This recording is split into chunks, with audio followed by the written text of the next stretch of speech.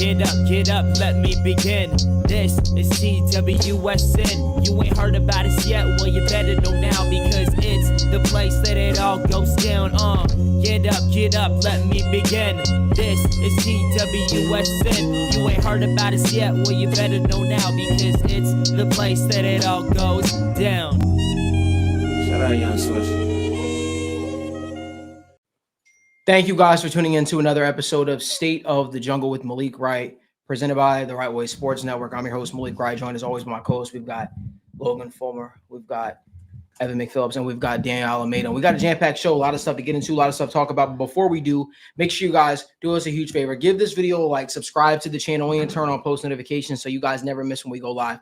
Listen, we appreciate that you guys make our Wednesday show a part of your routine each and every single week. Again, as you guys know, State of the Jungle takes place every single Wednesday at 7 p.m. We obviously have the morning show. It takes place every Monday, Thursday, and Friday at 10:30 a.m. We got a lot of stuff to talk about. We got to talk about linebackers, starting linebackers getting benched for rookies that did not have great performances. We have to talk about a 40-year-old quarterback that was able to put some things together. There's a lot to discuss, and we got to obviously discuss potentially, are the Bengals going to sell any of their players at the deadline if this thing starts to trend in the wrong direction, which it already has been since the Bengals have lost 4 games straight. With that all being said, I want to touch on the benching of Logan Wilson, okay? Logan Wilson's been a starter for the Bengals pretty much since he arrived here in Cincinnati. And everybody assumed, right? I say the word assume because everybody thought with Al Golden being back as the defensive coordinator, well, that means Logan Wilson will obviously be a key part of this defense. Logan Wilson will obviously be the guy that wears a green dye. Everybody thought Logan Wilson was just one of the guys in Al Golden's defense that was going to play such a vital role. He's since been, I would say officially benched for Barrett Carter, right, and guys like Demetrius Knight. I want to get everybody's thoughts on that. Obviously, Logan Wilson hasn't necessarily been having the greatest of seasons, right? Mm-hmm. The same thing could be said for last season, but I would still say Logan Wilson was far from your biggest issue on the defensive side of the ball. This kind of caught me off guard because I didn't expect it. I'm really curious to hear what our residential linebacker fan thinks here in Logan Fulmer, who happens to also be a coach. So, Logan, I'm actually going to let you start this one off. I think you got to hit it pretty hard there, man. It was just weird. It was a move that we've kind of been talking about these last few weeks, going into evaluation mode and trying to figure out what you have. But it felt weird that that's where they kind of decided to start. Logan Wilson was banged up a little bit last year, obviously, and hasn't had the best start to the year, but there's been far worse problems on the defense. And it feels very weird to me that that's where they decided to go. I think that's where I get really confused and start to question it. It's not because Logan Wilson's been great, but because there's just people have performed worse for longer periods of time than what Logan Wilson has. And again, I can't lie. I'm excited to see the younger linebackers play. I understand it from that perspective, but just the time that they decided to do that was super, super weird. Again, everybody knows how much of a Barrett Carter fan I am, and Demetrius Knight hasn't been the best, but the potential for him to be a solid NFL linebacker is still clearly there. But to throw that kind of workload against the Green Bay Packers is probably not the nicest thing to do in the world. There's not many teams that playing linebacker is harder against than the Green Bay Packers. They run the ball well. They're so creative. They do a lot of play action. They do a lot of misdirection. They do so much creativity with 12 personnel, 13 personnel. They do so many creative different things that playing linebacker against the Green Bay Packers is so freaking difficult. And it's going to be even harder for 2 rookies, no matter who it is out there, no matter if it was 2 all-pros out there. Playing linebacker against the Packers with how they do things is so extremely difficult. And it's weird. I don't really have too much of a feeling. I can't believe they did it when they did. I can't believe they've done it this early in the season. I can't believe they haven't done it with other players if they're doing it. It just feels a little early. As much as I don't want to say it's the right call, because I think we all kind of talked about how Logan Wilson does look like he's lost a step, but it doesn't mean he just deserves to outright be benched when he goes from the green dot player to not playing. It's just it's a crazy thing, man. They didn't even ease him out. They didn't do nothing. It was just boom, you're not playing anymore, dude. Sorry about it. Like that's the craziest part about it to me. You've done so much to the linebacker room, and the one guy you thought was gonna be the most consistent, the most reliable player is benched before anything else is different on the defense. That's the part that kind of doesn't really sit right with me. Yeah, I agree with you. Logan Wilson hasn't necessarily been playing like the best version of himself. And I agree with the overall sentiment that like he was not playing to the best of his ability, but also was not playing at a level that these rookies who have also had their fair share of very bad moments have not looked like, oh, they should be taking that spot from him.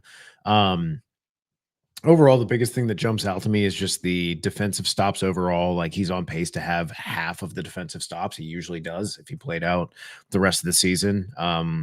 And has kind of been picked on in coverage a little bit this season, but also I think it's fair to say he's been put in some difficult positions a couple times in this season as well. So I don't want to read too much into that. But the big thing is just the athleticism, the defensive stops, like the big plays. Like it's unfortunate that so much of what has made Logan Wilson a great linebacker in a lot of people's eyes has been the interceptions because of how many he had, 4 in 1 year, 5 in another, after having 2 as a rookie, I think. And interceptions are just so fluky. You got to be in the right spot, tipped passes off the defensive line, coming back to the linebacker. So I don't want to take away from that, but as soon as those dry up, that's where does the production come from, right? And so I do think we're seeing a step back from Logan Wilson. But again, I want to reiterate, this is not about benching. And the big question that it is for me is, why did you do it so early? Like you were saying, where you had literal lost seasons where you were out of the playoffs for like the last 3 or 4 games of the season. You were out of the playoffs. And you're not playing your younger guys. You're not playing your younger wide receivers. You're not playing your younger running backs or your project offensive linemen that you keep claiming that you're developing on the backside of the bench, whether that was 𝗕𝗓𝗓𝗓𝗓, Christian Westerman, blah, blah, blah, and, you know, name the next guy up over and over and over again.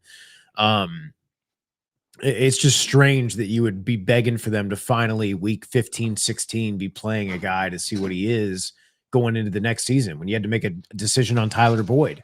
Okay, expiring free agent. Do we even have a slot receiver replacement? Are we going to play Charlie Jones? We'll play him 10 snaps in the last game of the season. Like what? Like, so that's the confusing part is even if you say, hey, they're turning toward the youth because they want to develop them and they want to see what they have in these guys and they want to get them the experience. That's literally never been the case before. Yeah. It's a weird like place they've to start. right. Like, yeah, it's week 5. Like, I mean, yeah, or going into week 6, week 7. Like, I don't even know anymore. Time is a flat circle. I hate my life. You're old. I know. That's 31, the big 3-1. Yeah. I'm the old vet that the team's questioning cutting. I don't know what conversations you guys are Logan Wilson. I'm Literally. Logan Wilson. You are Logan Wilson. That's who you are. Dude, if I was Logan Wilson and I felt the way I do right now, I might just be like, you know what? I've made some money. I'm good. I hurt. I ache. That's an old man feeling. Can I ask you a question, though? Does it not feel like, because you got to be very, very careful. You got to listen to what the language was when it was talked about benching Logan Wilson. It didn't feel like this was an Al Golden decision.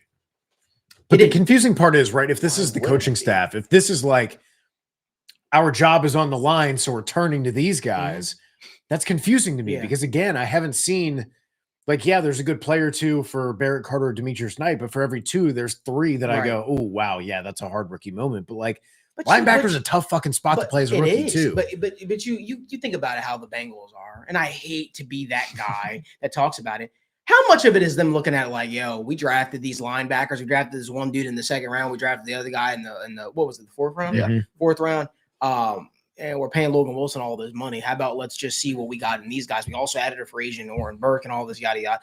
This feels like a more financial decision being made, so later financial decisions could be made. I don't know if y'all agree with that sentiment, but it definitely feels like this feels, you know, certain moves you look at here like I could understand it. I can sort of understand it, but this feels forced.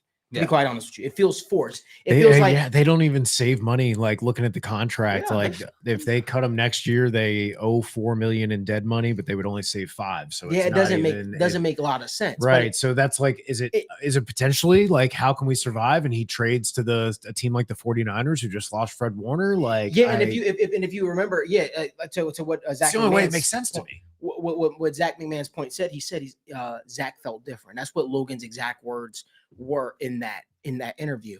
Now, if it was an Al Golden decision, it felt like maybe it would have been something that comes down from it just feels a little forced. It feels like this team is doing everything in their power to stay afloat. Guys, I'm going to tell you guys the same exact thing that I reiterated weeks and weeks ago when we were first talking about Zac Taylor's seat and how hot it was. What was reiterated to me was Zac understood. It was communicated to Zac last year that he understood that he had to win. Now, every move that the Bengals have made have signaled to them, we're still trying to provide you with a football team that allows you to win without any excuses. The Bengals of old don't make the Joe Flacco move.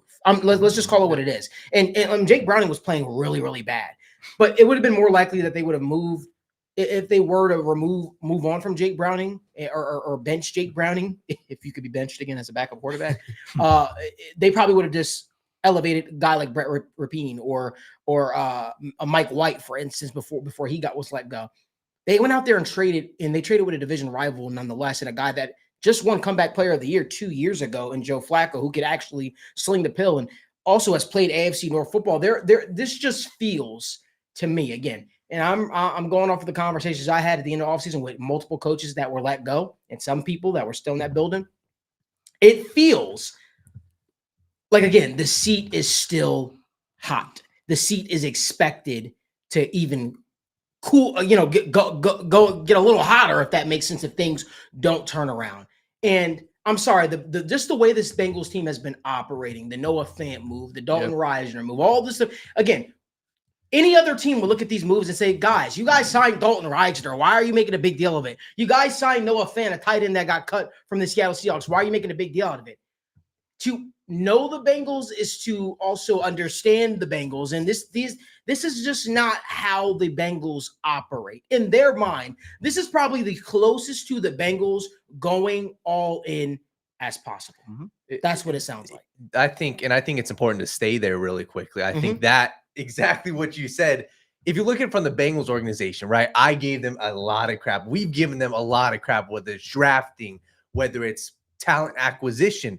They can look at themselves right now from an organizational standpoint and say, hey, like you said, Noah Fant, Dalton Risner, Joe Flacco, a midseason trade. What, the third midseason trade of the past 52 years for the Bengals?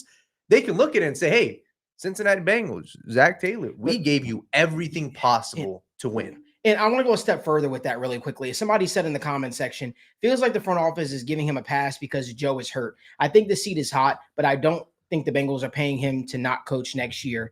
Not a Bengal thing to do. Well, let's stay on that topic for a second. You know who had more years left on their contract? Matter of fact, their contract expired the same year Zac Taylor did. It was 𝗏𝗏𝗏𝗏. You know who got fired? 𝗏𝗏𝗏𝗏. You know who the Bengals still had to pay? 𝗏𝗏𝗏𝗏. There were multiple coaches on that staff that got let go. That is a false narrative that keeps being spit. And again, I'm not trying to go at you, brother. I'm more so just trying to bring it to light. This narrative that Bengals won't fire coaches who still have years on is just couldn't be further from the truth. Also, the Zac Taylor card of having Joe Burrow out has already been played. That has already been played. He's that and one. if you look at any team that has operated this way, the first thing to go are coordinators. If things don't get fixed, the head coach follows right after that. The firing of coordinators, the falling on the sword is always a move that is made by a coaching staff or a head coach that is trying to save their own ass. Very, very few coaches say, you know what, I'll file on the sword, keep my coordinators. They're great. So what do they say? Somebody needs to be the fall guy. They're gone. Now, you don't get too many chances to remake your roster unless you're a guy like Marvin Lewis, who has literally shifted the culture of Cincinnati Bengals football. Listen, I'm about to say something to y'all. This might be seen as a hot take. And this is just conversations that I've had. And hopefully y'all can read the tea leaves too. it still feels as if Marvin Lewis is much more respected for what he did in Cincinnati than Zac Taylor is. I think what Marvin Lewis was able to do and change the national perception of the Cincinnati Bengals is much more respected than is Zac Taylor. I think people think, hey, because, for instance, Zac Taylor took help, he was his name was on the team as the head coach, right, of the team. I think people think that, the Bengals view him as indispensable. Well, the Bengals have fired coaches in the past who have led them to Super Bowls. If anything, that would make me think that they realize they're closer to glory than they think. If they think that they have a team that is capable of winning a Super Bowl, that was, matter of fact, a drive away from actually winning a Super Bowl, and that guy can't get you back in the picture, well, we're looking at it. We look up Joe Burrow's 30 next year. That's where the conversation falls on. And this is going to sound like a hot take. I do not believe the Brown family, the Blackburn family, even view Zac Taylor in the same breath as Marvin Lewis. I don't believe that. I don't feel that at all. I think they respect Marvin for changing the perception, bringing a level of stability, and making them look viewed as a serious franchise again. Remember, he is the first coach under Mike Brown's ownership that they were able to win with and that they were able to sustain wins with. That is why Marvin Lewis, got the relationship that he had with Mike Brown. People also forget him and Mike Brown were as close as everything. He didn't want to fire Marvin, but he realized there needed to be a changing of the guard. I hear a lot of people say, well, Zac, they view Zac like a son. Where are we getting that from? They never came out and put a message of support like most teams do after they fire coordinators. That message of support never came from the Brown family after they fired coordinators and assistant coaches. That message of support never happened for Zac.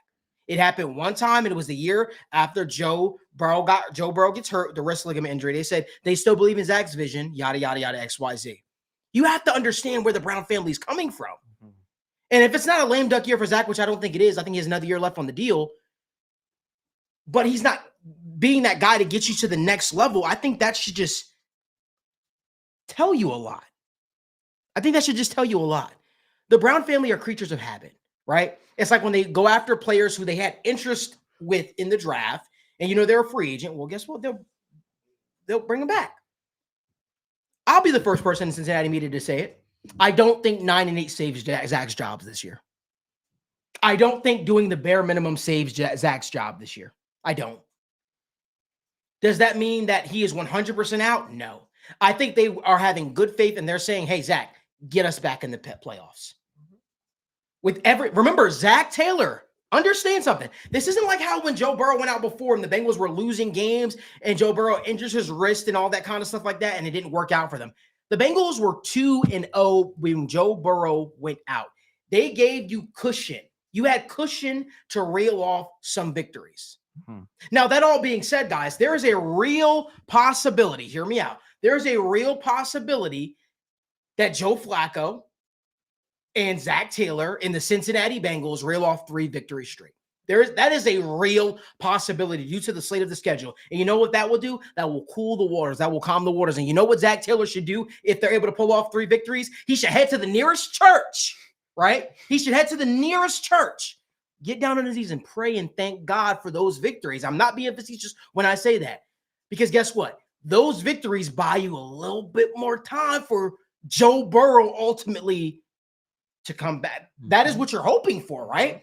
Because you can't be hoping that Joe Flacco is going to lead you to the playoffs. You can't be hoping that Joe Flacco is going to have this villain arc and say, you know what? Fuck the Ravens because the Ravens cut me, didn't believe in me, and they moved on from me. The Browns benched me, and I'm going to absolutely just set fire to the AFC North. That can't be the thought process, right? No. That can't be the thought process. The thought process clearly is Joe Flacco keeps us afloat. Joe Burrow literally comes in on a horse and he saves the day, and we get into the playoffs, and Zac Taylor's seat is cool because with Joe Burrow, with Joe Cool, we always have a chance. That has to be the thought process. Because let me paint a little different picture for you. If the thought process is Joe Flacco is going to be our savior, he's going to have a Nick Foles type arc and prove that At 4 years old, he could lead a dominant receiving core and help lead this team to playoff contention. Well, I'm just not buying that. I don't know if I believe that too much. We went off on a little bit of a tangent here, but I got to be honest with you. I don't know if I believe that all that's going to happen the way we think it's going to happen, but I do think that they have a shot at beating Pittsburgh tomorrow night. I do think they have a shot at beating the New York Jets. I hope to God we have a shot at beating the Jets. I really wish we would have played the Bears a couple weeks ago before they started figuring things out because, damn, now that team's got momentum. Now that team, well, our head coach, right, Zac Taylor, did often say, that the head coach of the Bears, he was always smarter than him. He was smarter than the rest of the coaching staff. He views Ben Johnson as a genius. So I don't know if you think you're going to outcoach Ben Johnson. I don't know. There's a lot that goes into, and a lot that we're going to get into while we're here. We appreciate you guys again for spending your Wednesdays with us. If you guys could do us a favor, give this video a like, subscribe to the channel, turn on post notifications so you guys never miss when we go live or when we upload content from the TWSN studios. I want to go from one topic to the other, all right? Because we talked about the decision to bench Logan Wilson. The next conversation I want to have is the Bengals season on the ropes? Now, hear me out, people. If you lose to Pittsburgh tomorrow, mathematically, your season is not over. But morale standpoint, is your season over? Belief standpoint, is your season over? Daniel, what say you? Well, in my opinion, at 2-5, it's pretty much wraps. Like, it is going to take a miraculous effort from 2-5 to end up making the playoffs. And I'm not going to say that your season is over, but I am a firm believer that this game, even when we talked about before last week's game, I didn't feel like last week's game was, an end-all be-all against the Packers. You had to see it. Hell, even in the first half, we saw they didn't look like a great offense. And we started to see some signs of life in the second half with the Joe Flacco-led offense. But just when you look at the schedule, in order to have success, in my projection, if Joe Burrow were to come back, I think the earliest it sounds like is like a week 13, week 14. That is at earliest, right? And that is against the Baltimore Ravens or the Buffalo Bills. When you look at this next stretch of games, realistically, you have to go at least 4-2 to have a chance to even make the playoffs. 4-2. And it all starts with this Pittsburgh game, because if you don't win this Pittsburgh game, that puts you at 2-5, right? Then you got to go and win at least likely your next 3-4 games. And that's against the Bears, Steelers again, the New England Patriots. Then you have the Baltimore Ravens. You have to win this game. You have to. And from a morale standpoint, I think that's also the biggest part, because we saw what Ja'Marr Chase said after this game, right? Hey, he feels confident, and they even said at the end of the game against the Detroit Lions, hey, we felt some things.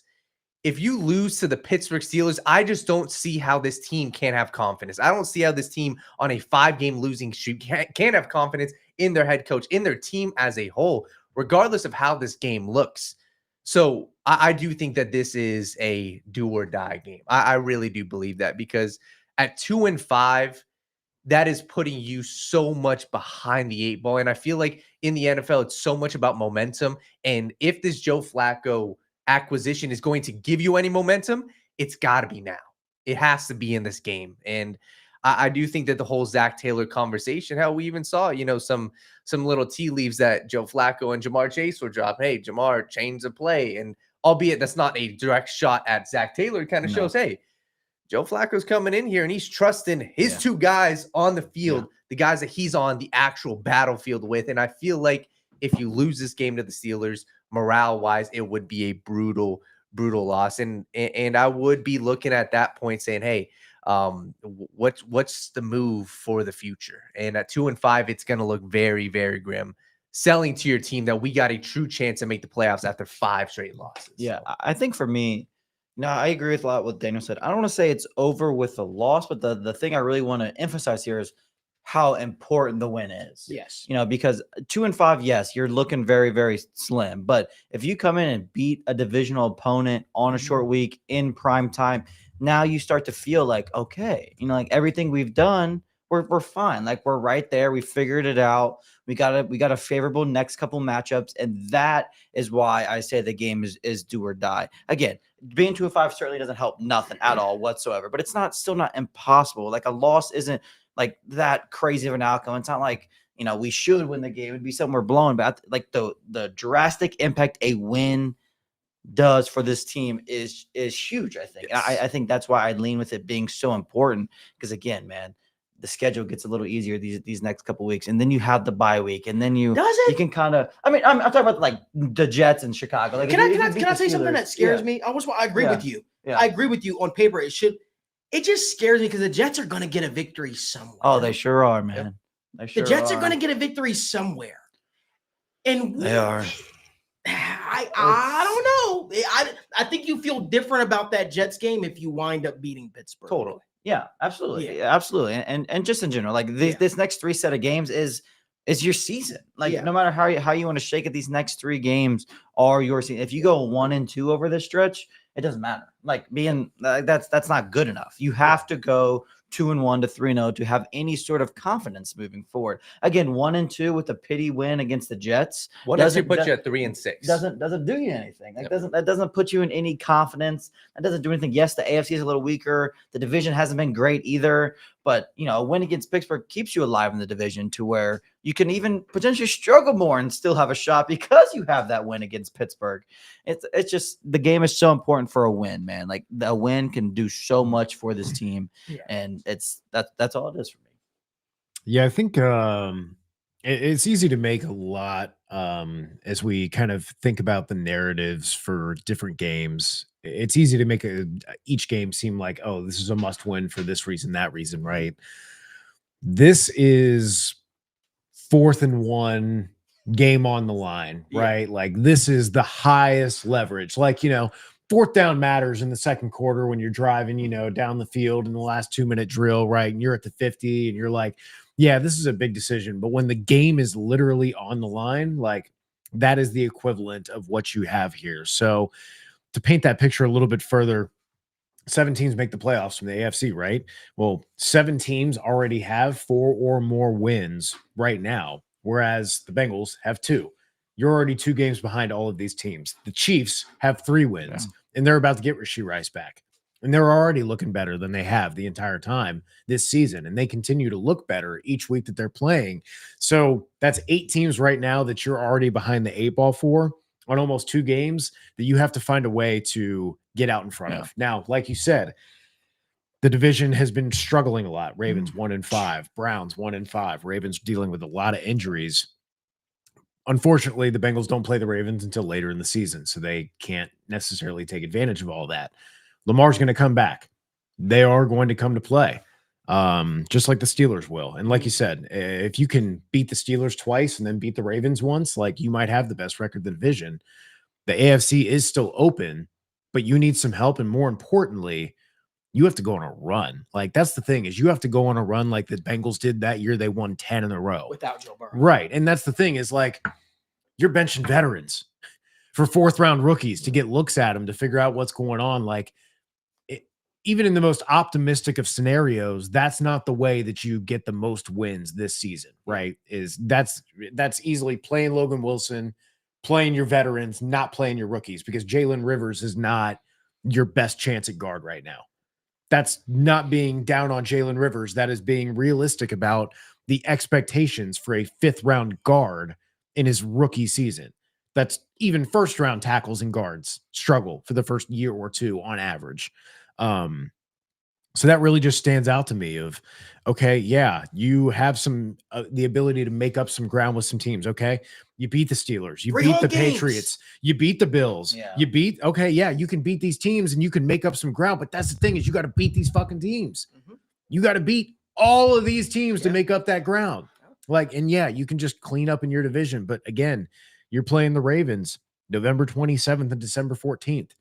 They got a whole month and a half to get right before you get to see them. It's not the same Ravens team you're seeing right now. So yeah, the Cardinals are looking weak. Yeah, the Dolphins are having their problems, but we know how Mike McDaniel is against teams that are under 500. Those are the teams that they beat, right? Pretty well. Cardinals, Kyler Murray could be healthy by then. Maybe they got some head coaching changes by then that give them a spark the way Antonio Pierce did for the Raiders. Like, there's no guarantees on this. Like you said, we're worried about the Jets potentially winning. So when we talk about a path to the playoffs, it's got to start in the division. And again, if you're dropping this game on the other side of the coin instead of winning, you're just putting the distance between you and the other 8 teams that are already out in front of you in the AFC. You're just widening that gap. And you're increasing the burden of the fact that you are going to have to go 6-2 down the stretch against all your AFC teams that you're fighting, because every single one of those guys is going to be ahead of you. And that's just a really tough ask. And one thing I think, and you brought it up, that's great. When just looking at the schedule, the way I view it personally, the only chance I think you have, and the way I'm viewing it is, hey, if Joe Burrow were to come back, I'm looking at the Dolphins, Cardinals, and Browns game as wins. And the reason why I'm looking at those is because if you're not looking at it that way, it gets very difficult to see a path to the playoffs. It does. Mm-hmm. If you're counting those 3 as wins, you're basically looking at saying, hey, before Joe Burrow gets back, you got to win 5 of your next 8. And that's why this stretch before the bye week is so important, because if you can get these 3 next wins, or 2 out of these next 3, it gives you some leeway against the Patriots, Ravens back-to-back, and the Bills. So I think a lot of this, right, is the Bengals season on the ropes. It really depends how they look tomorrow night. Yeah. Do we get, because when we've seen the Bengals in prime time this year, it hasn't been pretty. Just as the Bengals have to play them, they have to play us. Now, obviously, you look at it, this is a Pittsburgh Steelers team that is coming off of a divisional game against the Cleveland Browns. So you wonder how beat up they are. Are they hurting at all? These are all very understandable questions that we're asking ourselves. Well, here's a question I have for you guys. Well, more so of a bit of a statement. Unless the Bengals go out there and just absolutely look abysmal, right, put up only 3 points and aren't able to move the football, I would not, for all those people that want to see Zac Taylor fired, I would not expect Zac Taylor to be let go Friday morning. That is not what I would expect, unless they were to really, really look abysmal. And I mean really bad. They would have to look equivalent to how they looked against the Denver Broncos. Now, here's a question I do want to pose to you guys. If the Bengals go out there and they lose against Pittsburgh, and then they lose the following week against the Jets, the Jets get the first victory, and then the Bears beat them, well, then you're sitting at 7 losses, right? Right? You're sitting at 7 losses. Then entering the bye week, I think conversations would need to be had. Have to be had. And then I would expect, in short order, Darren Simmons is made the interim head coach if it were to play out that way. But can I share with you how I think this is going to play out, guys, really quickly? Sure. This is how I feel in my core, my gut, how this game is going to play out. I feel like the Bengals are going to somehow beat the Pittsburgh Steelers Thursday night. And I think it's going to reinvigorate this franchise, this fan base, and people are going to be excited again. Zac Taylor is going to say there's no panic in the building. We all knew what kind of football team we have. They're going to build on that. They're going to beat the Jets. This is what I think. They're going to go. So they're going to win what, 10 games in the playoffs? Yeah. Okay, so they got to go 8-3. They got to go 8-3. Well, hear me out. I'm cooking with something. No, right go ahead. I think the Bears game is a toss-up. Yeah, no. I think the Bears game is a toss-up. That's but fine. I think let's call it a win. At my core, Let's just call it a win. Let's call it a win. Let's call it a win. Let's call it a win. Let's play the game. I'm gonna play the game a little even further. I think the Steelers beat us when we face them again. Yeah. Okay. So there's one of your losses. Yep. I think the Steelers is one of a loss. I think that the But you have 5 Patriots and 5. game is interesting. I don't know where I land on that That's fine. because I think Mike Vrabel is a very good football coach. They're And still a I young think- team. And I think they have a young, and I'll call it this. I think that they beat the Bengals. I think the Patriots beat the Bengals. How I feel right now as it stands. I So feel like that there's 2 of Patriots our team- losses. It's 5 Yep. and 6. I think the Bengals beat the Ravens. Thanksgiving. Both times? No, Okay, so there's 3 of our losses. So we get one more anywhere else. You're out. I think that they also lose to the Bills last game.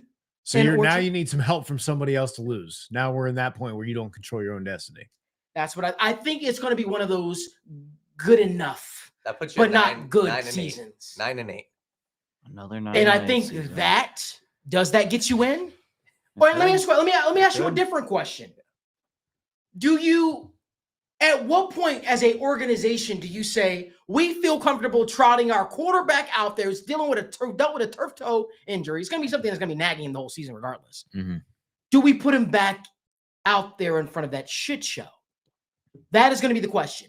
See, what you're hoping for is you're hoping the Bengals beat the Steelers, the Bengals beat the Jets, and then the Bengals beat the Bears, and then you're hitting. So week 13 would be the Bills. Would that be that would be week 14. Week 13 is the Ravens. Is the Ravens right? Is the November Ravens. 27th. I mean, man, like if you've already got 3 losses or 2 if you got 2 losses by that point, you got one more basically that you can give. Do you put Joe Burrow back in? Do you have to wait a week? That's on the road at the Ravens. I don't know. Now, let me tell you something right now. This conversation is drastically different if they lose tomorrow. They're in Foxborough the week before. No, they're in Cincinnati. Okay, I was like, damn, do you just stay there? If they lose, I will be having a different tone tomorrow if they lose. I don't think I will be as optimistic, but I think from the optimistic side of things, people say, oh, you're just negative. You just want Zac Taylor gone. No, I want to see the Bengals do well. I want to see the Bengals do well. And that means fire Zac Taylor. I'm not attached to anything. I mean, if you lose, that means you have 2 games the rest of the season you can lose. And even if you have Joe Burrow, it's like, that's hey, hard. Man, this team has holes. Like, it can happen. You know,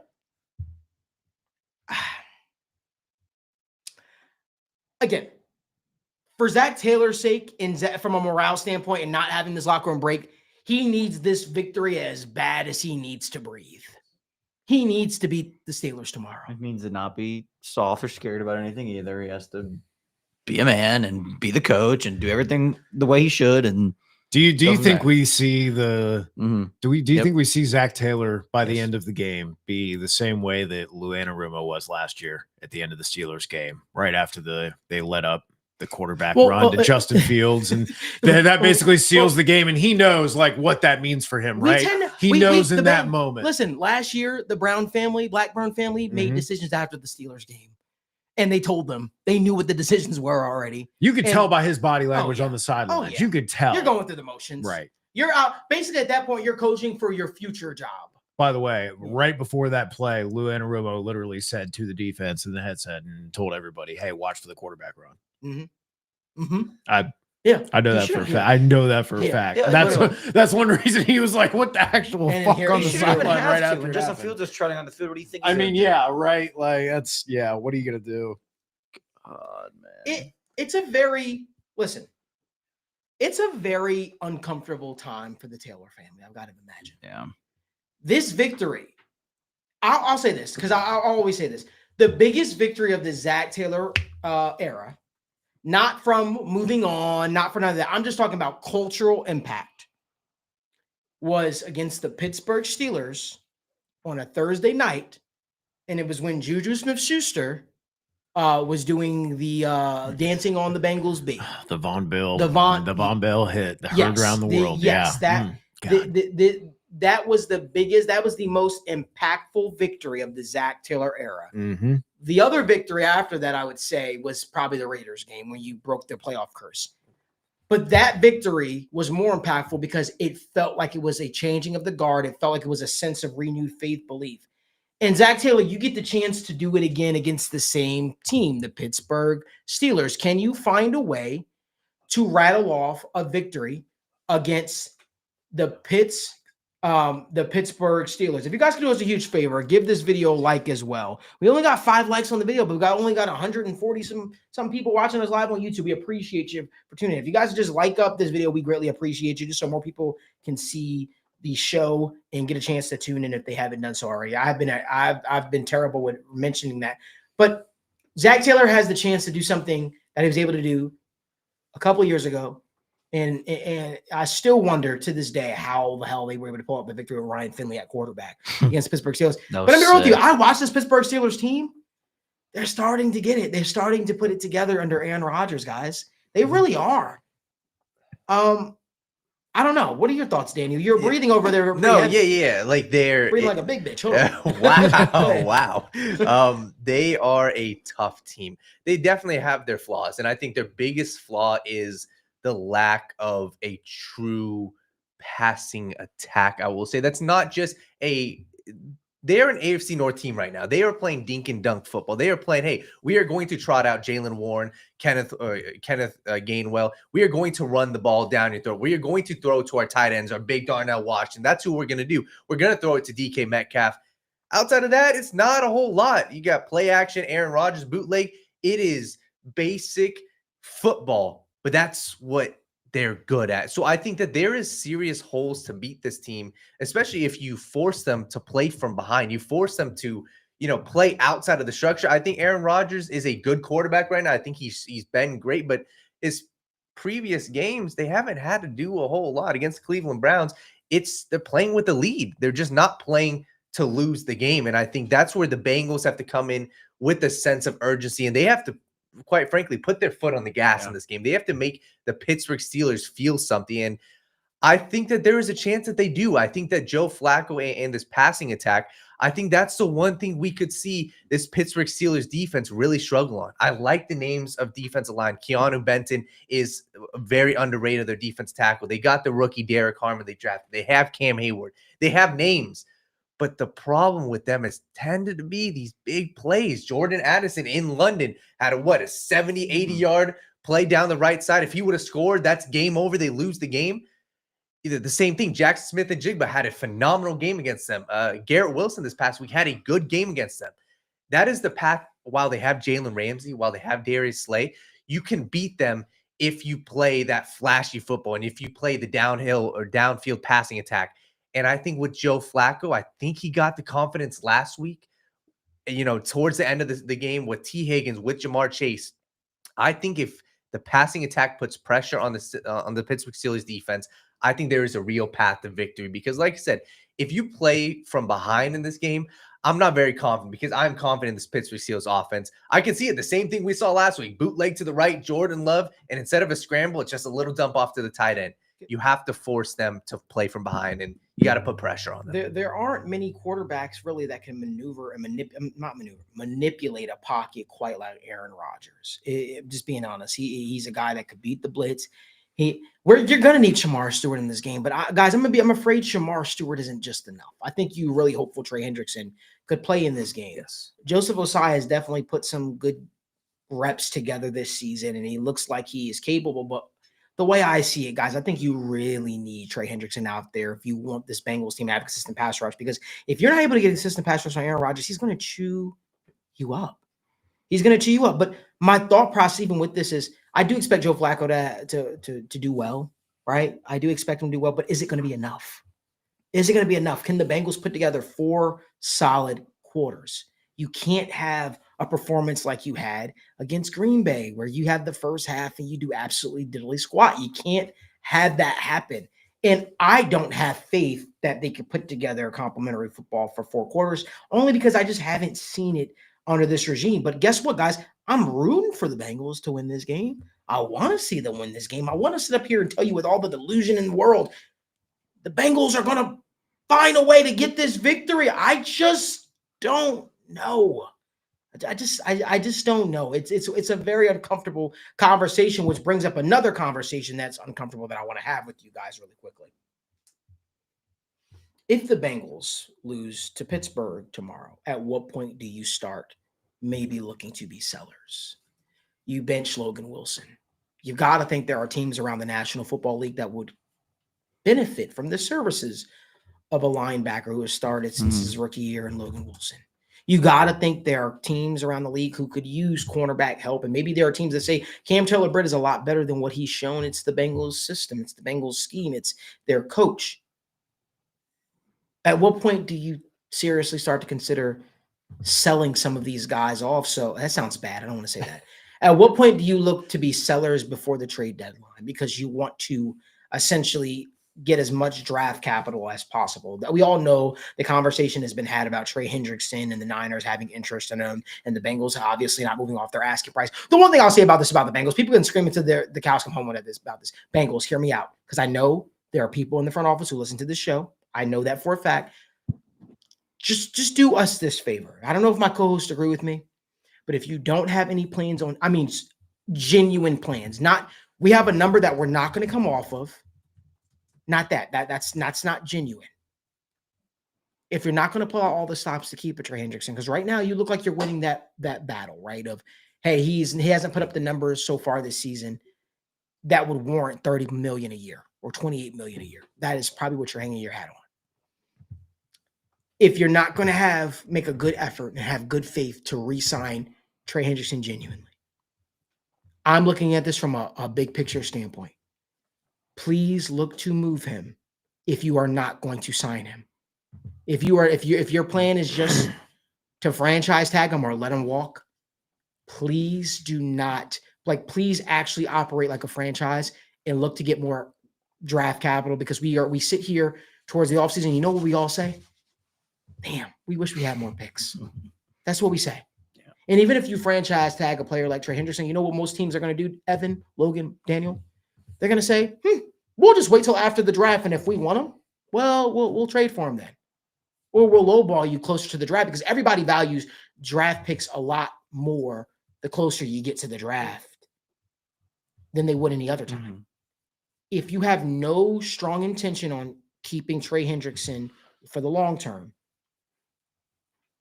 I would genuinely make the decision to trade him if you are no longer in the picture, if things are not going that direction. That is just my one asking cry, for you guys. But I want to ask my co-host, what do you guys think of the Bengals potentially trading assets or players before the deadline? Yeah, I'll make this quick for me. It's and you hit the nail on the head. You got to lose the next two games, in my opinion. And the NFL trade deadline is after that Chicago Bears game. So you got three games and you got the trade deadline. For me, you've got to lose the next two. That puts you at 2-6. You're done. You're not making the playoffs at 2-6. And at that point, Logan Wilson, Cam Taylor-Britt, for sure, throw them out. If you want the 49ers come calling for a 5th round pick, sure, take Logan Wilson at that point. The same thing, the Trey Hendrickson conversation for me starts with 2 losses back-to-back. If you win against the Steelers, I think that kind of keeps you a little bit in the picture. And I don't know, there is no way you are in the playoff picture and you're trading Trey Hendrickson, because that you're doing yourself a disservice. You're not going to make the playoffs without Trey Hendrickson at this current point, with the record being the way it is. So I think it would take at least 2 losses back-to-back, Steelers, Jets. And at that point, I'm looking at my season's wraps at 2-6. If you give me a 1st round pick for Trey, I'll take it. I think for me, it's as simple as the way I don't want to say treated, but the way the situation has unfolded with Cam Taylor-Britt and Logan Wilson. Regardless, they should be taking calls on them over the next few weeks. I mean, Cam, there's nothing. I don't feel like there's anything Cam can do over these next few weeks, even if until the end of the season, to where they want to re-sign him. So if that's the case, why wouldn't you be trying to get something for him? And I guess, unfortunately, I know he's not a free agent yet, but the same kind of appears to go to Logan Wilson. Why, if you know you can get a pretty solid asset for a pretty important position in the NFL and Mike linebacker, you'd be, again, kind of dumb not to do that, especially when, injuries are starting to happen, like Fred Warner. And that's just, unfortunately going to be just the first of the ones that are going to happen. So those 2 guys are just have to be considered with how that situation unfolds. I would like to think they're going to try to hold on to this Trey thing as long as they physically can, regardless if that's appropriate or not. I think Logan Wilson should be called on. No ifs, ands, or buts about it, no matter what happens. And Trey is going to be a very last-minute thing for them if that does come up. And I think that only happens probably if they lose these next 3 games or go 1 for 2. If I am talking about, in an ideal scenario, in an ideal setting, you lose tomorrow, you're dropping in the division, you're dropping farther in the AFC. Like I said, there's already 7 teams with 4 or more wins, and the Chiefs are at 3-3, looking better than ever right now. That's already 8 teams you got to make the ground up on. And if you lose tomorrow, you can't lose more than 2 games against the Bears, Steelers, Patriots, Ravens twice, Bills, Dolphins, Cardinals, Browns. with this team, with this roster right now, assuming there's no more injuries or problems. That's where I come from, the realistic perspective of if you lose tomorrow, you're dropping a game in the division, you're dropping a game in the AFC, and let's be honest, you're not winning. You're not losing fewer than 2 games over that stretch against that stretch of teams. Like, it's just not going to happen with this coaching staff, with these players, with what you have going right now. With that in mind, you could probably get a 5th or a 6th round pick for 𝗕𝗘𝗪 right now. You could probably get a 4th for Logan Wilson, maybe a 5th. If you could get a 4th for Logan, maybe. Bro, maybe. The 49ers get a million comp picks a year, bro. They can come off one of them. Like, that's what I'm saying. We're like, hey, they can come off like, hey, you get a late 4th that's basically almost a 5th, right? Yeah. Like, that's the way I see that working, just because he's already under contract for the next 2 seasons, to where you don't have to, well, 3, I think. So you don't even have to worry about the contract. He's already locked in a contract it's not a horrible that's deal under either. $10 million a year. For starting linebacker, if you believe that that's the case, or like you said, for Trey Hendrickson, if you're going to make such a fucking fuss about the entire Trey situation that you have created, that you know is well and good coming, and you don't have a plan for it, and you're not ready for it, and we're going to do the whole song and dance again that you've done the last time, then trade him and just get rid of it. Yeah. Like, and again, if we're being honest, if we're stripping this all down and saying that you need to get cheaper, you need to get younger, then you could start having that T. Higgins conversation. I'm not ready to go there. I see him being as one of those foundational offensive pieces. I see Joe, Ja'Marr, and T being your foundational offense. But also, like you kind of mentioned a little bit, I'm extending Dax Hill. I'm extending DJ Turner. Those are the 2 guys I'm trying to get on real quick and make sure that I'm giving them their money before they hit free agency. I'm going to go ahead and get that done early, because I think those guys are the most consistent and kind of the only guys who look like they're playing real physical, aggressive, fast football right now. And it looks like they're on the way up, as opposed to a lot of the other guys are looking worse than ever. So those are things I'd be looking at. I understand the sentiment of, what is a 3rd round pick? What is a 4th round pick when they keep setting all these picks on fire? Dude, I hear you. You're preaching to the choir. All we can say is what we would do, what we think we should do. Yeah. I completely get the sentiment of, what does it matter if you get a 3rd round pick or a 2nd round pick for Logan Wilson, if every time you get a 2nd or 3rd round pick, you start to feel yourself and go, man, this is our time. We're due. It's going to be Jackson Carman. I know everybody else is wrong. Everybody's wrong. No, it's going to be Drew Sample. Y'all wait. When he figures out how to run routes and catch the ball and separate and be an athlete, he's going to be great. Like, now he's one of the worst tight ends in the league. Like, literally one of the worst tight ends in the league. We know better than the rest of the league. When it comes to McKinley Jackson, we're going to take him 2-3 rounds early. Dude's inactive on fucking game days. The guy you signed off the street a week into the season is starting over this man. If we want to take that a step further, the Demetrius Knight had a lot of question marks. I'm not going to crucify the guy right now because it's unfair to judge a guy like offensive line, like linebacker. First year as a rookie, very difficult. Year 2, year 3, that's when you can start get a better picture of who you're going to be your NFL career. But I do think it says something that Barrett Carter, your 4th round pick, is wearing the green dot. I'm not making decisions about this. I'm not saying McKinley Jackson is bad. The Bengals are saying McKinley Jackson is bad. I'm not saying Demetrius Knight, despite being a guy who is an older player who was touted as being able to understand the system and step right in and be NFL ready, is not the one wearing the green dot. Again, I'm just making rational conclusions based off what the Bengals are doing with all their information. I'm not making these assumptions. So again, I get the frustration of what are the picks going to matter if they just keep Duke Tobin, if they just keep doing things the way they did. But again, we're talking about, is it time to be constructive about building for the future, about being aggressive, about locking in the guys, about deciding who on that defense outside of a Dax Hill and DJ Turner can be your foundational piece moving forward after next season and the season after? Because right now, those are the only 2 I see on the entire defense that I'm sure right now are going to be a part of the future or should be a part of the future. Myles Murphy, I love the potential, but I got to see it. So we got to get him on the field. That's another reason that getting rid of Trey Hendrickson can get you an asset, but also help you figure out, do we need to attack edge rusher with a top 7, 8 pick? Again, yeah. Right. Do we need to do that? Or, hey, can we take an elite offensive line tackle kind of guy that we haven't gotten to get? A Peter Skoronski type or a Rashawn Slater type, guys that could be like a top 5, top 7 tackle or a top 3 guard. Like that would be huge. Like, but you have to know if Shamar Stewart and Myles Murphy can be that guy for you right now, because you're about to have to make decisions on that option. You're about to have to make decisions on that extension. And fuck, dude, tell me Myles Murphy wouldn't take a below market extension if he has a good finish to the last 8 weeks of the year. You feel good about that? You offer him a contract of $15 million for 4 years. Picking up that 5th-year option. Right. That's what I'm saying. So like if you give him a below market deal and just say, we'll give you stability because we like how you're projecting, and you feel better about him being your Sam Hubbard type, you're not asking him to be a premium pass rusher. But if Shamar is coming along and you say, hey, we think you can just be a solid veteran that we can pay 10, 15, $18 million to, awesome. You need to know that though. You got to get the experience.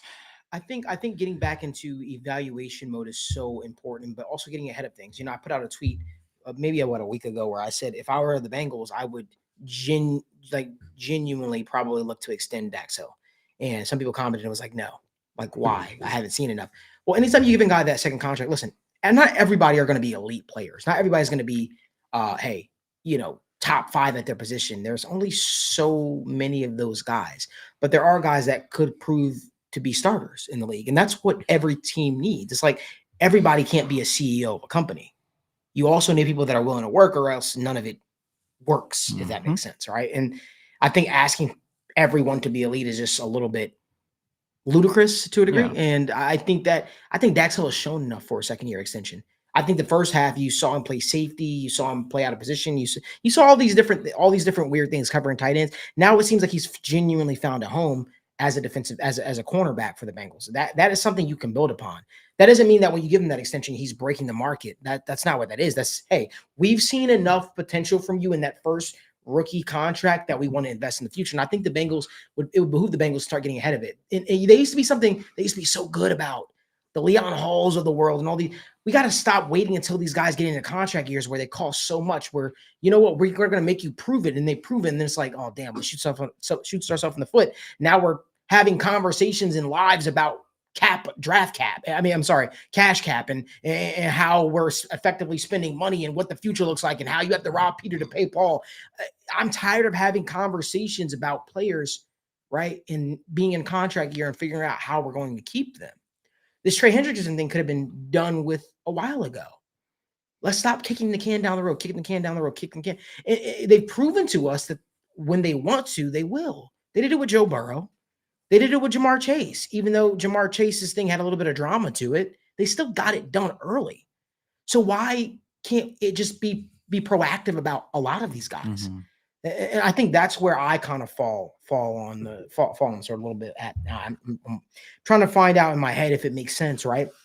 If the Bengals do lose the game against the Steelers tomorrow, you have to start thinking about the team from a long-term standpoint, because these draft picks aren't going to just come out of thin air. You're not going to. How else are you going to fill this roster out? Are you going to splurge in free agency? You're going to have a little spending spree in free agency again? No. Like, to me, there are some obvious positions on this team that the Bengals should be targeting in the offseason. And I hate to bring up the offseason talk right now, guys, because we spent literally 6 months talking about offseason talk. But I'm going to say it really quickly. Left tackle is a spot you got to look at. You probably got to look at the guard spot again.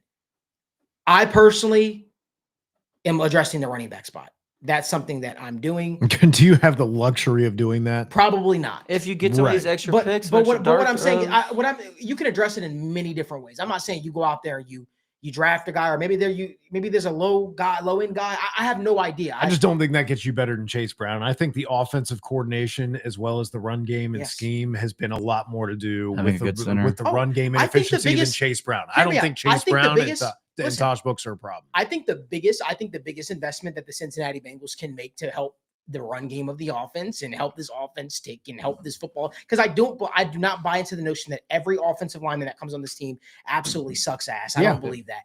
I believe the biggest thing you could do, tip of the cap that you could do to this offense and this football team is fire Zac Taylor. That is what I believe. Yeah. I do not. I think you can, like Marvin said, you can get rid of coaches, but at some point the players got to play. I also think that there are some players who are not good on this team. I do believe that. But I also got to look at it and I got to say, hey, you got to also put the players in a position to be successful. You cannot be in year 7 on the job and still talking about how you didn't do a good enough job calling plays in the first half. You didn't put these guys in position to succeed. What the hell were you doing then? I saw Sean McVay win real NFL football games with John Wolford as his quarterback. I saw that with my own eyes. And if your calling card is offense, but you cannot put together offense, well, to me, that's a bit of a concern. Is it not, guys? Yeah. Absolutely. It's not even like, as much as we want to be asking him to win games without backup quarterbacks, half the time they just look completely and utterly lost. And that's a lot of the problem too. Like, again, Sean McVay is on a completely different level. Shanahan's completely different level, but they're still winning games. We're not even looking like a remotely competent team. No. And that's the issue. Like I said, I can deal with losing from time to time, but I can't deal with looking like we don't know how to play football. I can't do that.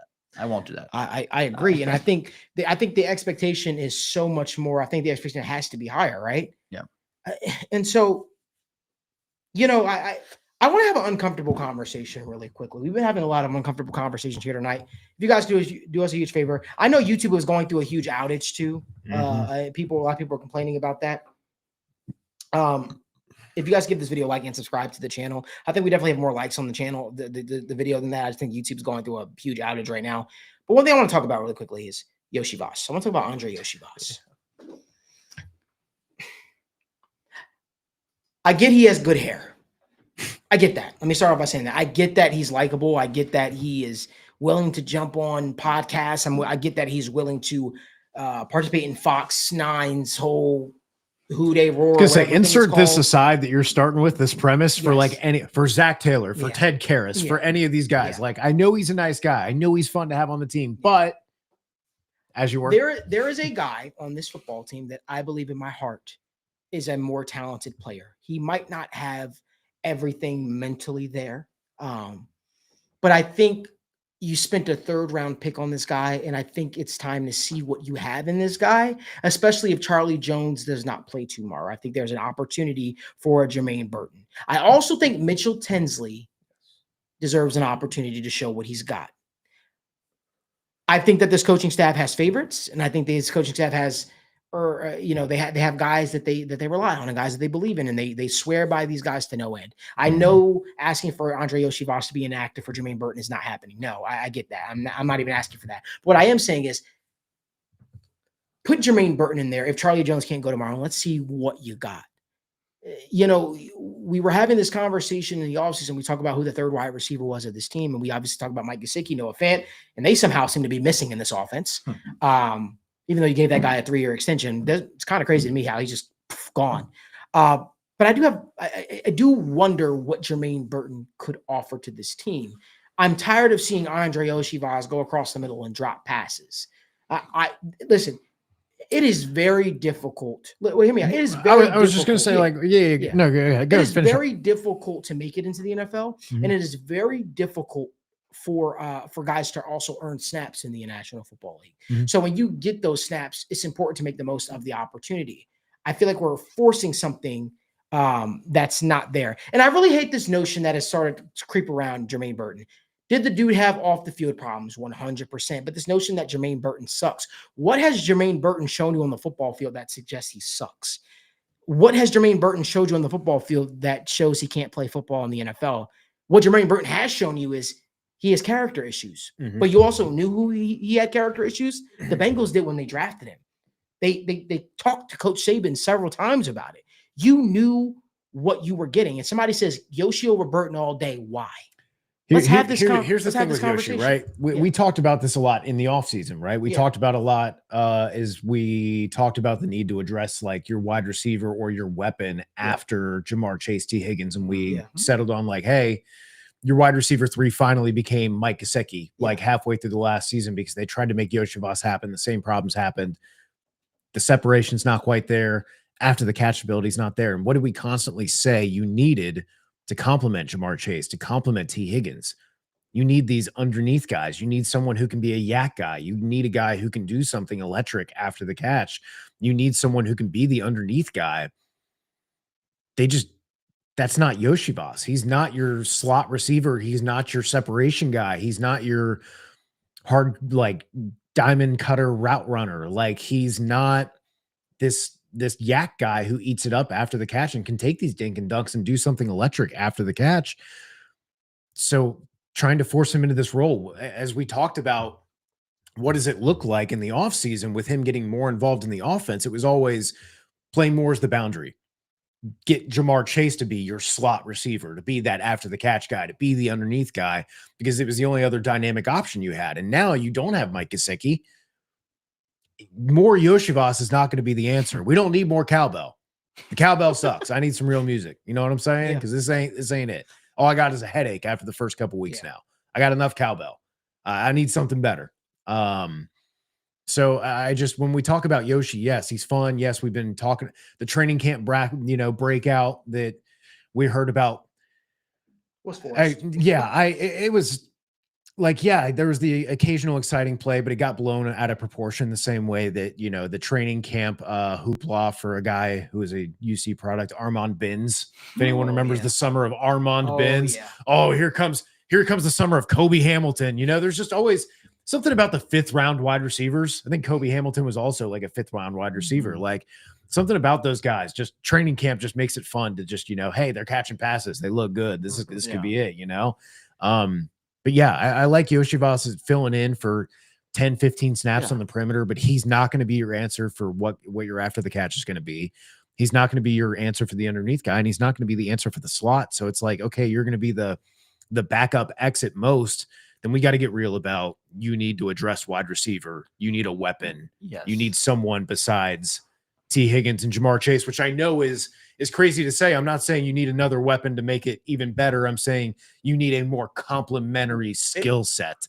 And that's what we hope Charlie Jones could be. We hope Jermaine Burton could be. Neither of those have panned out. I think you need that style of wide receiver for this offense. Oh, yeah. They are, and Logan, I'm sure you're about to touch on this too. Like, the Bengals are weird. And this is the part that sucks for me right now, is because when you look at this, that role of Iosivas, I just hate that it's happened right now, is because Mike Gesicki, that is, like, you've seen what Mike Gesicki does. He is their slot guy. He's lined up, 70% of the time in the slot. That would be the ideal replacement right now for Iosivas. Hey, get Mike Gesicki in there. But at this point, I agree with you. I think you have to do things. You have to, and this goes to Zac Taylor, right? And this offensive staff. You have to get creative and you have to change up your game plan. Because for me, it feels like they go into a game where, hey, Mitchell Tinsley only comes in to replace his position, right? Replace T. Higgins. That's the style he is, that big body X receiver. And a lot of times right now, they're just stuck in the same exact packages. And I don't know, it's frustrating seeing that. And it was frustrating seeing that even throughout the season, because even during this game, Noah Fant wasn't playing a lot early in the season. Mike Gesicki wasn't playing a lot. These guys, you were playing Tanner Hudson, Drew Sample. And I know the blocking tight ends have a role, but it was just weird, the personnel that they used in certain moments. It doesn't always make sense to me. I think it's important when we talk about players to not have agendas. Let's start there. I think it's important not to have agendas. I think it's important to give every player a fair shake. Logan, would you agree with that? Yeah, absolutely. Would you agree with that, Evan? Absolutely. Dan, would you agree with that? To say that, and I'm going to read this quote verbatim, Kevin. I'm not picking on you, brother. I have a lot of respect for you. You always are tuning in the show. You said, are you guys referring to what he did in college? Because he hasn't done anything in the NFL whenever he had a chance. I think we forget the limited chances that he's gotten in the NFL.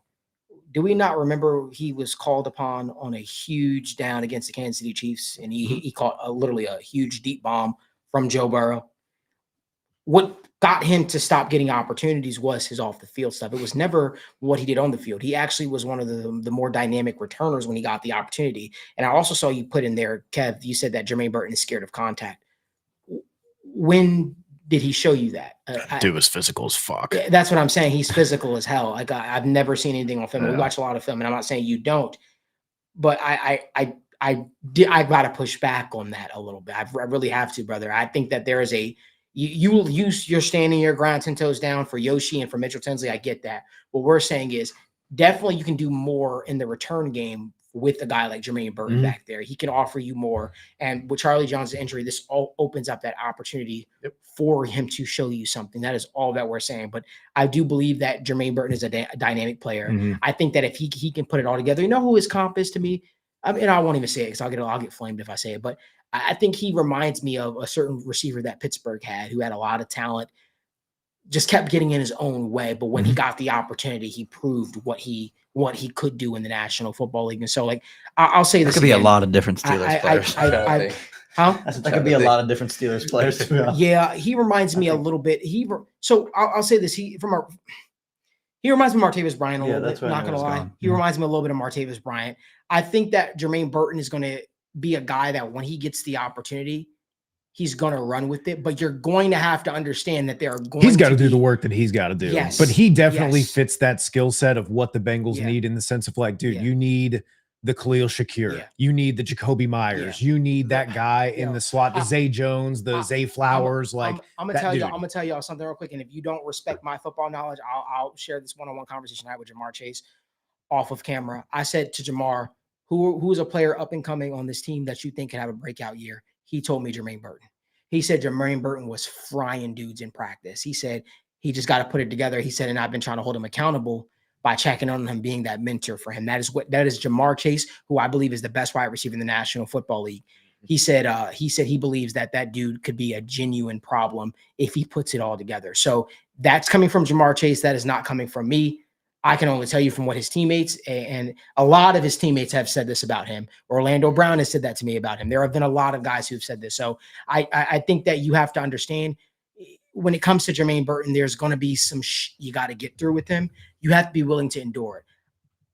Hopefully he can have like a Kayshon Boutte type path, that we're like the first couple years, he's just a non-factor. He's got to get his head on straight. And then I'll be real. There was another talented player that was in Zac's doghouse. And you guys might forget him. He was very talented, but him and Zac Taylor did not jive at all. And his name was Chris Evans. Him and Zac Taylor did not jive at all. And Zac Taylor just did not give him the opportunities. Now, I think Jermaine Burton's ceiling is much higher than Chris Evans was. Obviously, Chris Evans got hurt, and I don't think he's in the league anymore. No. But I say all that to say, coaches got to not have vendettas. You got to give players a clean slate to prove to you. And Jermaine Burton, he really went out there and tried to do everything correct. But it's hard, right? He's a young player not getting the opportunity after he's doing all this great stuff, right? I think about it and I say to myself, it's hard to keep a player who already has problems staying focused if you're not giving him the opportunities and all the changes that he's made. You praised him all offseason and then just completely dogged him. Give him a chance to play somewhere then. Yeah. So I'll just say, man, I don't agree with Zac Taylor's decision makings, but I'm also not paid when I'm, to coach a football team. I'm not paid to make those decisions. But I think that this offense could look a lot different. This team could look a lot different if you just play players who have obvious talent. Or just more athleticism. At some point, the coach's job is to play the best 11 players that they feel like give them the opportunity to win the game. And if you're not doing that, I'm not saying you just hand it to them. I'm not saying that needs to happen. Nobody's saying that needs to happen, but at this point, you should know whether Jermaine Burton is a part of this team or if he's a head case and he needs to get the hell out of here. Yeah. That you should know that answer by now. Well, also Travis Hunter's out there struggling to get lined up on sides, like play to play, but at the same time, he's given them value and a guy that they have outside of Brian Thomas. Like it's just one of those things that like we were saying, when you have especially really young players, for lack of a better term, you got to throw them a bone every once in a while. Yeah. You got to make sure, if he had all this hard work during training camp in the offseason, reward him with something. Yeah. I'm not saying it's got to be a star at a big play. Let him freaking return. Make him active. The opportunity, guys, everybody honest, the opportunity didn't come in preseason. Do you remember he was running with the threes? Yeah. The opportunity didn't come in preseason after Tinsley did nothing but show you the limited time he got in the beginning of the season. Made a big play. Yeah, it paid off. So that should have. I feel like that alone, on top of now you've got just stone hands from Minshew because apparently Joe Flacco throws it too hard. Yeah.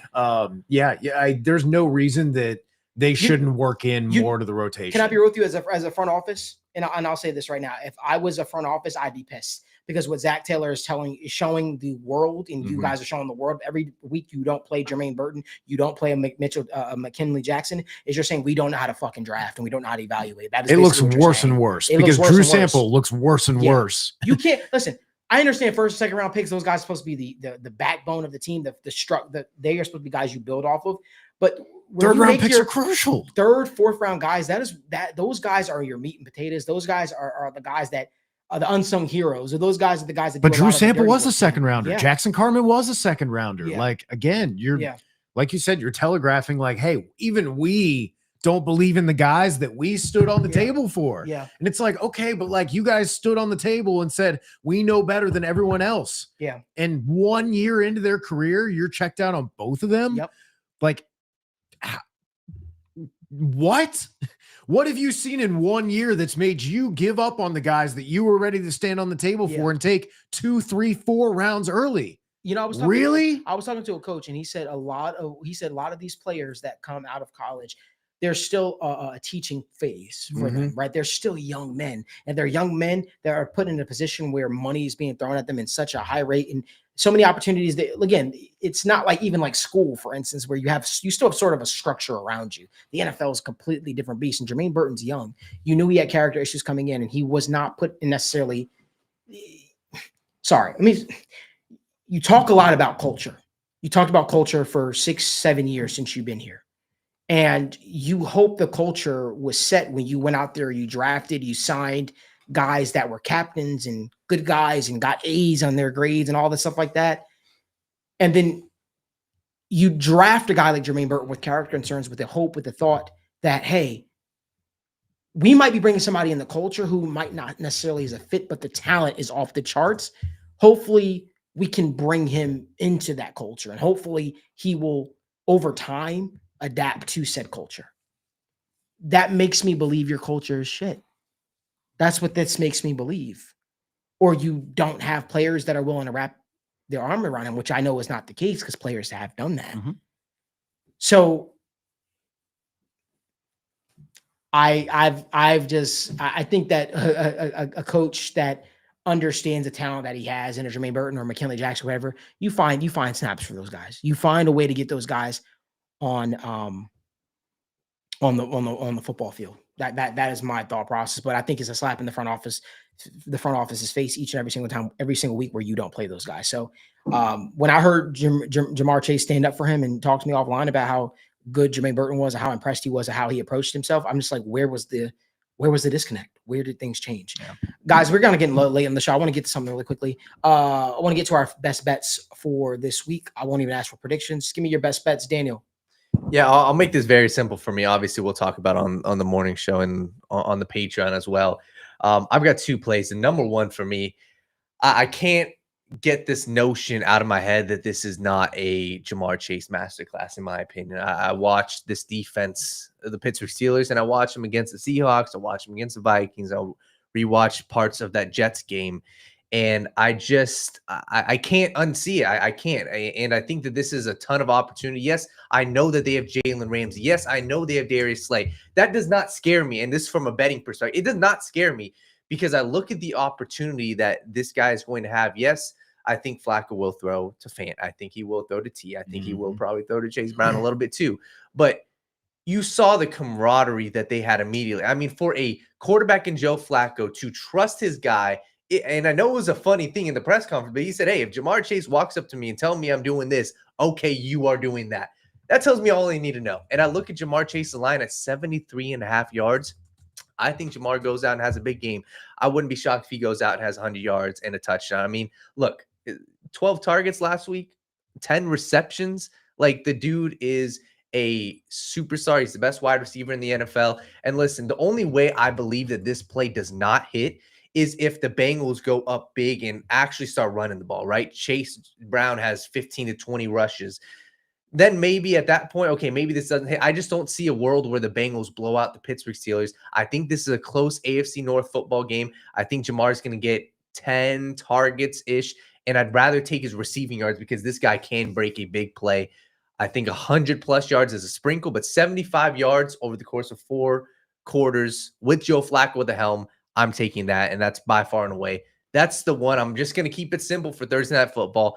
I'm going with the superstar Ja'Marr Chase. I think he goes out and gets 100 yards. I think two quick ones for me. I like Joe Flacco pass attempts. I think the run game isn't gonna 50, 40 times. isn't gonna be great. The quick game is gonna continue to be there. That's what he does best. On the Steelers side, I like Darnell Washington receiving yards.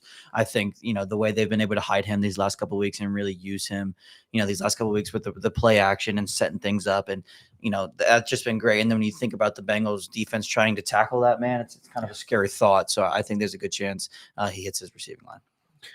Flacco was one of the quarterbacks who's targeted the tight end most at a highest rate in his career. Sorry, Noah Fant over on receptions is the easy play. You could probably even do Drew Sample, as gross and as sick as it makes me, but Noah Fant's my favorite. Gesicki out, Peyton Wilson and Patrick Queen both struggle in coverage against tight ends and against running backs. I'm definitely looking at Noah Fant over on receptions this week. That's the easy one for me.